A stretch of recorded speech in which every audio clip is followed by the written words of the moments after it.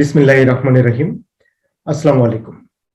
আজকে যে টপিকটা নিয়ে আমরা আলোচনা করব একাডেমিক পারপাসে, সেটা হচ্ছে যে এভিডেন্স অ্যাক্ট কিংবা সাক্ষ্য আইন, যেটা 1872 সালের আইন হিসেবে আমরা জানি, এটাকে লেক্স ফরি কেন বলা হয়? অনেকেই বলে থাকে যে এটা লেক্স ফরি। আমরা সেই বিষয়টার দিকে আলোকপাত করার চেষ্টা করব। লেক্স শব্দটা মূলত একটা ল্যাটিন শব্দ, এর অর্থ হচ্ছে আইন। ফরি শব্দটা মূলত এটাও একটা ল্যাটিন শব্দ, এর অর্থ হচ্ছে ফোরাম কিংবা কোর্ট। অর্থাৎ এভিডেন্স অ্যাক্টকে লেক্স ফরি কিংবা কোর্টের আইন বলা হয়। কোর্টের আইন বলা হয় এটা মূলত সেকশন 1 অফ এভিডেন্স অ্যাক্ট 1872, সেখানেই বিষয়টা উল্লেখ করা আছে যে evidence act will be applicable in all types of judicial proceedings in Bangladesh. বাংলাদেশের যে কোনো জুডিশিয়াল প্রসিডিংসে এভিডেন্স অ্যাক্ট প্রয়োগ করা যাবে, তবে তবে সেখানে কিছু এক্সেপশন রয়েছে। বাংলাদেশের কোর্ট মার্শালেও এভিডেন্স অ্যাক্ট প্রয়োগ করা যাবে, তবে সেই কোর্ট মার্শাল যদি 1952 সালের যে আর্মি অ্যাক্ট কিংবা 1961 এর নাভাল ডিসিপ্লিন অর্ডিন্যান্স কিংবা এয়ারফোর্স অ্যাক্ট 1953 এর অধীনে যদি কোনো কোর্ট মার্শাল গঠিত হয়, তাহলে এভিডেন্স অ্যাক্ট প্রয়োগ করা যাবে না। তাহলে আমরা দেখছি যে বাংলাদেশের সমস্ত ধরনের কোর্ট কিংবা জুডিশিয়াল প্রসিডিংসে এভিডেন্স অ্যাক্ট প্রয়োগ করা যায়, তবে 3 ধরনের জুডিশিয়াল প্রসিডিংস এখানে ব্যতিক্রম। আরো দুটো আছে, আমরা সেটা আলোচনা করব। এখন কোশ্চেন হচ্ছে, কেন এভিডেন্স অ্যাক্ট শুধু কোর্টে প্রয়োগ করা যায়, অন্য কোনো জায়গায় প্রয়োগ করা যায় না? কারণ আমরা জানি যে কোর্ট সেটাই যেখানে মূলত সাক্ষ্য উপস্থাপনের মাধ্যমে একজন ব্যক্তি সত্য প্রতিষ্ঠা করার জন্য সচেষ্ট হয় এবং সেটার উপর ভিত্তি করেই মূলত সিদ্ধান্ত আসে। তাই কোর্টের ডেফিনিশন আমরা বলতে পারি যে কোর্ট মিনস এনি জাজ or magistrate who is authorised to take evidence and who is appointed by the state. রাষ্ট্রের নিয়োগপ্রাপ্ত যে কোনো ব্যক্তি যদি তিনি সাক্ষ্য গ্রহণ করার জন্য সক্ষম হন, সাক্ষ্য গ্রহণ করার যোগ্যতা সম্পন্ন হন, তবে তিনি কোর্ট হিসেবে গণ্য হবেন।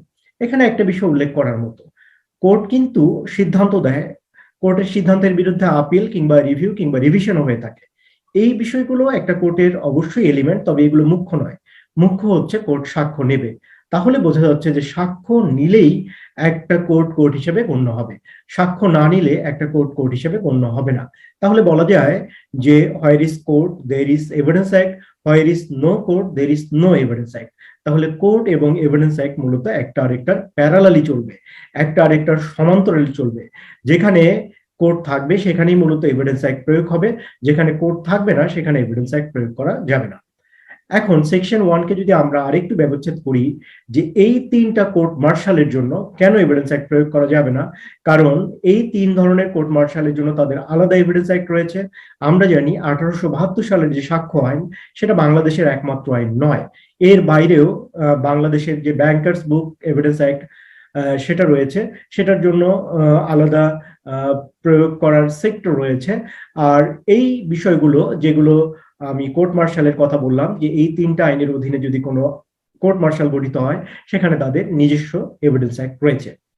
তাহলে আরেকটা বিষয়, যে এভিডেন্স অ্যাক্ট শুধুই কি এয়ারফোর্স কিংবা আর্মি অ্যাক্ট কিংবা নাভাল ডিসিপ্লিন অর্ডিন্যান্সের অধীনে প্রতিষ্ঠিত কোর্ট মার্শালে প্রয়োগ করা যাবে না, নাকি এটা অন্য কোনো সেক্টর আছে? অন্য দুটো সেক্টর আছে। নাম্বার 1, যদি সেটা আরবিট্রেশন হয় তাহলে এভিডেন্স অ্যাক্ট সেখানে প্রয়োগ করা যাবে না। আমরা জানি আরবিট্রেশন অ্যাক্ট 2001 এর যে সালিশ আইন, সেখানে বলে দেওয়া আছে যে এভিডেন্স অ্যাক্ট প্রয়োগ করা যাবে না। কেন আরবিট্রেশনে এভিডেন্স অ্যাক্ট প্রয়োগ করা যায় না? এটাও একটা খুব গুরুত্বপূর্ণ বিষয়। কেননা আরবিট্রেশন যখন কোনো একটা বিষয়ের দিকে সুরাহা কিংবা সিদ্ধান্তের দিকে যায়, তখন মূলত সমাধানটাকে বেশি গুরুত্ব দেয়, সাক্ষ্যটাকে বেশি নয়। এর একটাই কারণ যে এখানে সমাধান মুখ্য, সাক্ষ্য নয়। কোর্ট মূলত সাক্ষ্যের উপর গুরুত্ব দিতে গিয়ে যদি সমাধান ভেস্তে চলে যায়, সমাধান যদি স্পয়েলড হয়ে যায়, তবুও কোর্ট তার সাক্ষ্যের যে বৈশিষ্ট্য সে জায়গা থেকে সরে যাবে না। এই জন্য কোর্ট আরবিট্রেশনের মতো যে সমস্ত সালিশ কিংবা অন্যান্য যে সমস্ত কি বলে যে সমস্ত সমঝোতা রয়েছে, সেই সমঝোতা গুলো থেকে কোর্ট এই জায়গায় আলাদা। আরেকটা জায়গায় এভিডেন্স অ্যাক্ট প্রয়োগ করা যাবে না, সেটা হলো এফিডেভিটের ক্ষেত্রে।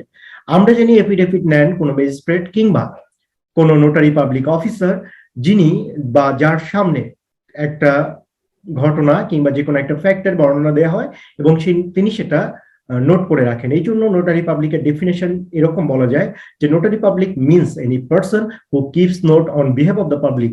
জনগণের পক্ষে যিনি মূলত নোট করে রাখেন তিনি মূলত নোটারি পাবলিক।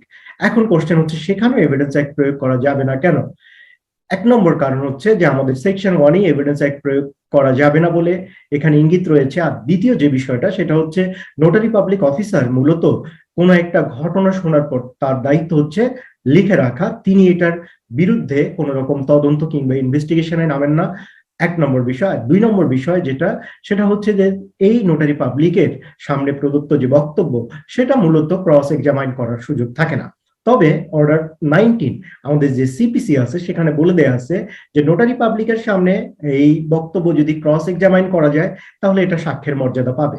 তাহলে খুব গুরুত্বপূর্ণ একটা ইস্যু আমরা দেখছি যে নোটারি পাবলিকের সামনে যে কোনো বক্তব্য, যে কোনো প্রদত্ত বক্তব্য এভিডেন্স নয়, তবে সেটাকে যদি ক্রস এক্সামাইন কোর্টের সামনে করা হয় তাহলে সেটা সাক্ষ্যের মর্যাদা পাবে। আরেকটা ক্ষেত্রে নোটারি পাবলিকের সামনে প্রদত্ত বক্তব্য সাক্ষ্যের মর্যাদা পেতে পারে, সেটা হচ্ছে যে ব্যক্তি নোটারি পাবলিকের সামনে তার বক্তব্য দিয়েছেন এরপর যদি তিনি হারিয়ে যান কিংবা লস্ট হয়ে যান কিংবা তিনি মৃত্যুবরণ করেন কিংবা এমন দূরত্বে চলে গেছেন যেখান থেকে তাকে সহজে আদালতের সামনে নিয়ে আসা সম্ভব নয়, তখন তার এই বক্তব্যটা court according to section 32 of the evidence act 1872 এর অধীনে এটাকে ডাইং ডিক্লারেশন হিসেবে অ্যাকসেপ্ট করতে পারে। তবে সেক্ষেত্রেও সেটা সাক্ষ্যগত মর্যাদা অত গুরুত্বপূর্ণ নয়, কারণ আমরা জানি ডাইং ডিক্লারেশন এটার সাক্ষ্যগত মর্যাদা রয়েছে তবে এভিডেন্সের মতো নয়। তবে বাংলাদেশের সব জায়গায়, সব কোর্টে, সব জুডিশিয়াল প্রসিডিংসে এভিডেন্স অ্যাক্ট প্রয়োগ করা যাবে। যেখানে জুডিশিয়াল প্রসিডিংস থাকবে সেখানে এভিডেন্স অ্যাক্ট প্রয়োগ করা যাবে। কোর্টের ডেফিনেশন একটু আগে দিলাম। আরেকটা বিষয়, জুডিশিয়াল প্রসিডিংস কাকে বলে? জুডিশিয়াল প্রসিডিংস হচ্ছে সেই প্রসিডিংস যেখানে মূলত দুজন ব্যক্তি, রাষ্ট্রের দুজন নাগরিকের মধ্যে জুরাল রিলেশন বিল্ড আপ করা হয়, জুরাল রিলেশন রিকগনাইজ করা হয়। একজন মানুষের সঙ্গে আরেকজন মানুষের নানা রকম সম্পর্ক থাকতে পারে, ব্লাড রিলেশন, কিনশিপ যেটাকে বলি আমরা, এছাড়াও লিগাল রিলেশন, এছাড়াও কন্ট্রাকচুয়াল রিলেশন, এছাড়াও জুরাল রিলেশন। জুরাল রিলেশন মূলত কোর্ট কিংবা জুডিশিয়াল প্রসিডিংস এর মাধ্যমে কোনো সম্পর্ক, সেই সম্পর্ক যে ফোরামে তৈরি হবে সেই ফোরামটাকে মূলত জুডিশিয়াল প্রসিডিংস কিংবা কোর্ট বলে। তাহলে আমাদের সমস্ত আলোচনা থেকে আমরা এই সিদ্ধান্তে আসলাম যে এভিডেন্স অ্যাক্ট বাংলাদেশের সমস্ত কোর্টে অ্যাপ্লিকেবল হবে শুধু 5টা জায়গা ছাড়া।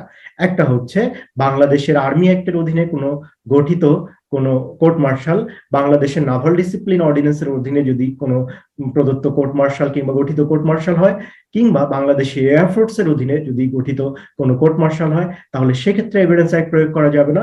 এছাড়াও আরো 2টা আছে। একটা হচ্ছে আমাদের যে আরবিট্রেশন, সে জায়গায় এভিডেন্স অ্যাক্ট প্রয়োগ করা, অর্থাৎ নাম্বার 5, সেটা হচ্ছে এফিডেভিটের ক্ষেত্রে এভিডেন্স অ্যাক্ট প্রয়োগ করা যাবে না। এই জন্যই এভিডেন্স অ্যাক্টকে লেক্স ফরি কিংবা কোর্টের আইন বলা হয়।